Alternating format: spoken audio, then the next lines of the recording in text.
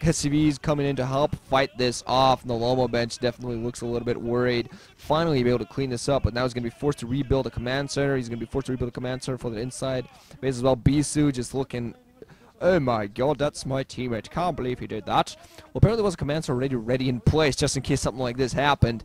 Lomo really needs to set up a larger defensive perimeter in that opinion. That just came out of nowhere, surprised him. Wasn't as ready at 9 o'clock base. There really just an exploited weakness there by BeSt right behind those mineral lines. Just, hey, you don't have this defending. I'll kill you here. Lomo finally apparently has his second armory up because he does have that armor upgrade, while BeSt have weapons too and nothing else at this point. Most likely only getting from one forge. Most likely has the second one soon enough. A lot of science was still on the ground though. EMP goes off on the Arbiter. That's nice. Science will instantly going to move away into safety.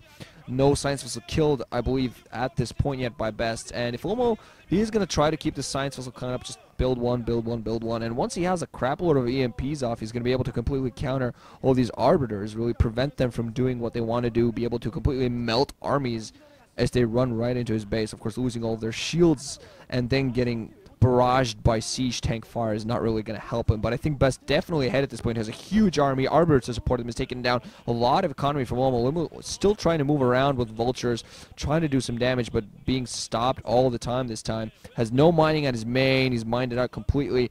Has very little mining as natural expansion. So he now, that 9 o'clock base and is inside 7 o'clock are such important lifelines for him. While BeSt now adding a base at the 12 o'clock, and with this huge army, soon I think he's going to go for a push, and it's going to happen right now.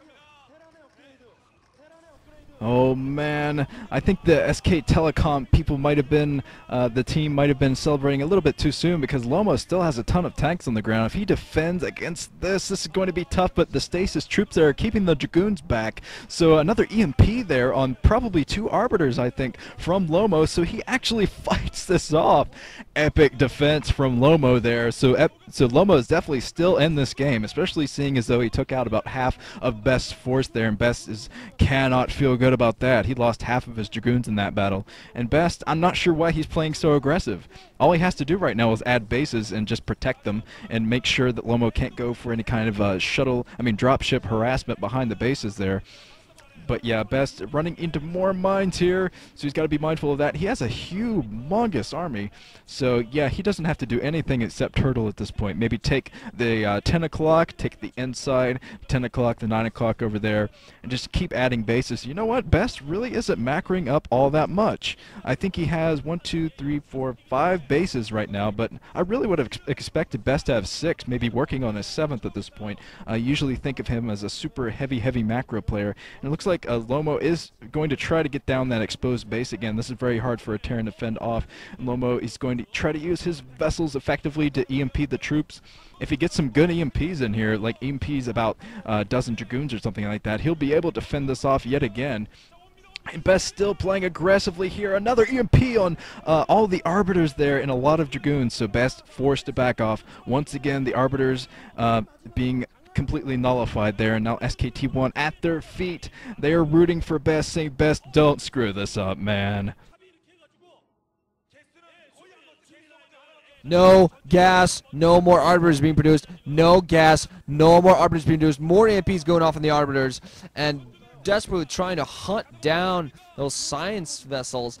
There are some Goliaths in play to help take out those Arbiters. Arbiters hunting down the science vessels like, you've been EMPing all of us, die.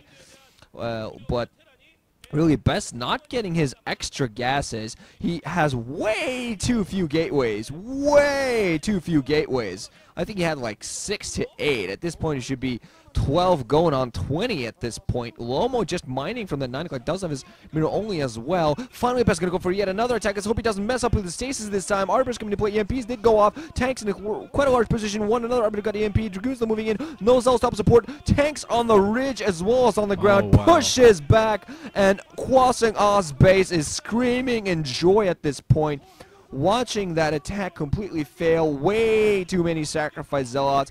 Lomo also floated away his command center as soon as he saw that coming in. Yet again, Jaedong sitting there, still seeming nervous. Just, do I want the headphones in my ears? He's like, oh man, he's getting himself warmed up because he knows He is gonna have a chance here. He'll actually finally looking like he's a little bit more fired up now. Knows, okay, I have a chance.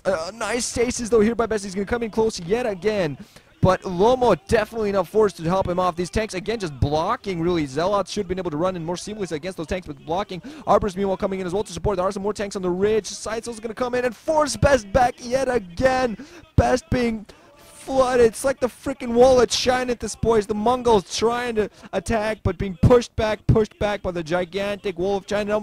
Lomo moving in to harass at 12 o'clock with vultures and a tank probes and pull out the line. All bunch of them being picked off as they try to run for their lives.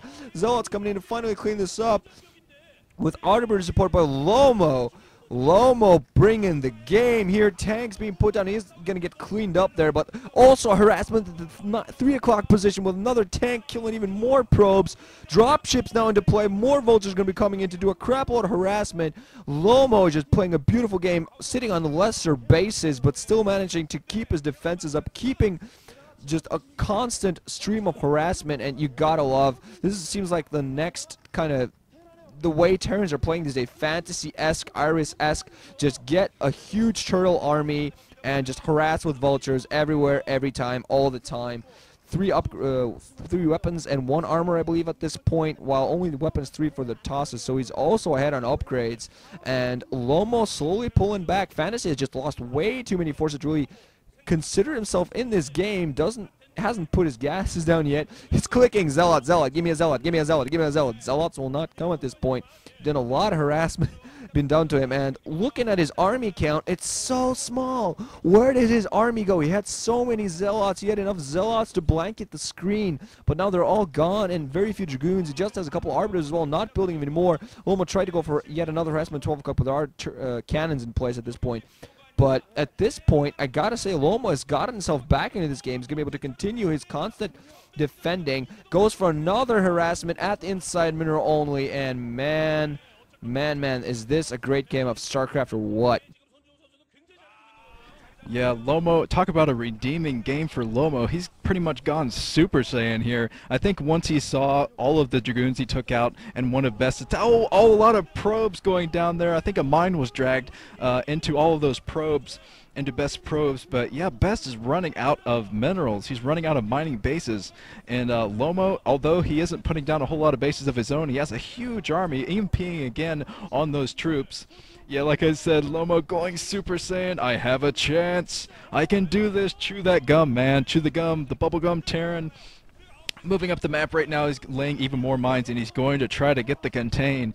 He has a ton of tanks at home, and it's only a matter of time before he unsieges all of them and pushes into one of these bases, one of these remaining mining bases of BeSt. Lomo is running out of minerals. He's building another base over there. So they're both pretty low on bases, to be honest. They've both been well, BeSt has been really aggressive, and Lomo's been focusing on troops to defend.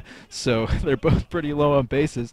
Usually on Shades of Twilight, you see the entire map filled at this point, like 30 minutes into the game or whatever. But BeSt is still trying to pick off what he can here. He still has Arbiter tech, and that will definitely help him if he tries to go for a recall at this point. I think he should go for a recall, even though there are a lot of turrets around.